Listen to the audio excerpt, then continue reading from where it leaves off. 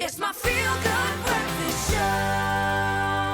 Welcome back as we continue with a very firm sports focus. People are falling over because we are loving the sporting achievements so much. This really has been a trial by fire for the Team South Africa at large at these Olympics. I think for all athletes, a challenging run until the Olympics. Then, of course, you've got to get there and perform. And at the moment, one of our teams that has been put through the fire and they've made us so proud is the South African water polo teams. Now, we've sent 2 water polo teams to the global showpiece, and Team Mzansi's water polo ladies made their debut at the Games, and they couldn't be more excited to participate against literally the best in the world. And this morning, Captain Jordan Wedderburn, Vice Captain Megan Soleno, and Head Coach Delane Mentor join us live from Tokyo to chat all about literally living the Olympic dream. A very good morning, ladies, in the flying V formation.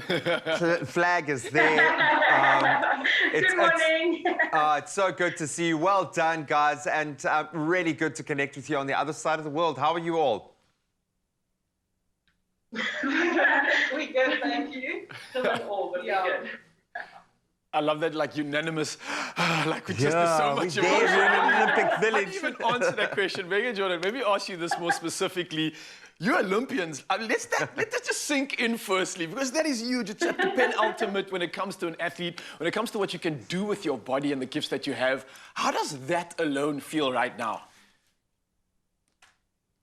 It's still pretty surreal. We were talking about it yesterday after our game, and we were like, I still don't think it's hit some of us, to be honest. I just still can't believe it. I think what Raul meant to ask was, how cool is the Olympic village? Yes. That's amazing. I think all they've put up for the athletes is just amazing. They've done so well to take care of them and like make them feel like absolute athletes. So, yeah. Superstars, and of course a massive challenge. We knew this going over was going to be really difficult. When you look at, and I don't want to belabor the point, but the disparity in terms of the resources for a fully professional team, and obviously the resources at your disposal, and how hard you guys have had to work to get there. But talk us through your preliminary rounds. What was it like getting into the water? Massive achievement just being there, I know. How did you find the showdowns, the competitive level in the water? So for us, our first game here was our first international match in about 2.5 years. Yeah. We were world champs in 2019, so that first game we went out firing and we got caught out quite a bit towards the end of the game.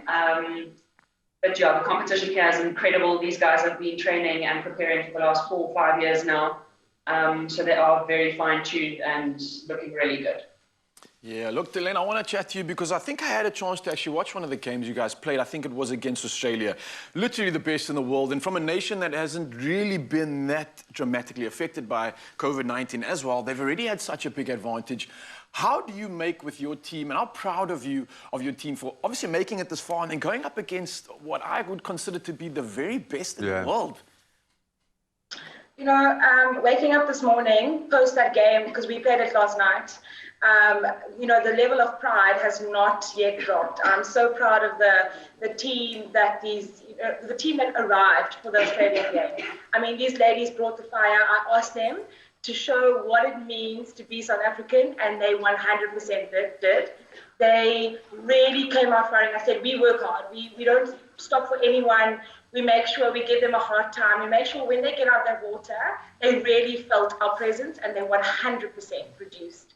I mean, to limit Australia to the amount of goals they had, to really be competitive. I mean, 1-0 in the first quarter was just incredible. I mean, I think it shook Australia a little bit.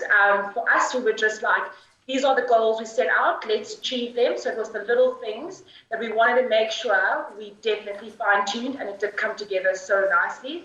And I think it proves to a lot of us, it proves to South Africans, to players coming through that we can be competitive with limited resources, as you said, and with limited time. Imagine what we could do with more. So I mean, that was just the game we needed to show and prove to ourselves that we are definitely able.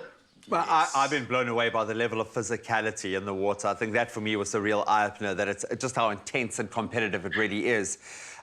You talk about just imagine what we can do with the future. Well, I'm going to ask you to do that right now, because surely this has planted a seed.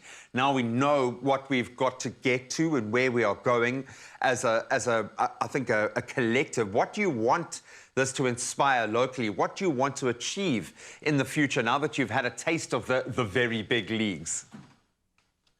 You know, there's so much. I don't think I can put it into, a few sentences. I think this is definitely a stepping stone for us. It's really good for us to use this as a benchmark on where we want to go, how we want to develop players, starting from, junior programs all the way to getting them to the Olympic Games. We know now what our strengths are in terms of strategy, in terms of the preparation before. So we know that we can build. We know what we need to build on, and that's important. So we know our whys and what. Now it's coming into the implementation stage. And I think that comes with playing more internationals. That comes with really leaning on our federations. That comes with bringing in the best to help these athletes get to the level they need to be to compete against, like we have been, the best in the world. So, this is amazing for us. I think that the little ones back home can definitely aspire and start training to be like the Jordan Wedderburn's and Megan Salinos of South Africa. Yes, of course, guys, you are the inspiration. If you didn't know that already, everybody here in the studio, Mzansi is So absolutely proud of you. A big round of applause for our ladies of Waterpolo team, Yes, guys. please. Congratulations. Thank you so much. Thank you for inspiring. Thank you for being the incredible component to what is an incredible women's force out here in South Africa. You are inspiring. You've given our future something bright and something exciting to look forward to. And enjoy the rest of Tokyo. Thanks. Can we just say thank you for the support from all the South Africans? We are so grateful and so humbled and blessed that you all have literally come back and supported us from start to finish, and we just could not be more happy. So thank you. Thank you so much for having us too. Oh, man, it's an absolute pleasure. You've made us so proud. Go and enjoy soaking up the rest of the sporting excellence, because that's what the Olympics is about. Really has been a learning curve, but they have really flown that flag. So well done to the SA Water Polo, the women's team, doing us proud in Tokyo.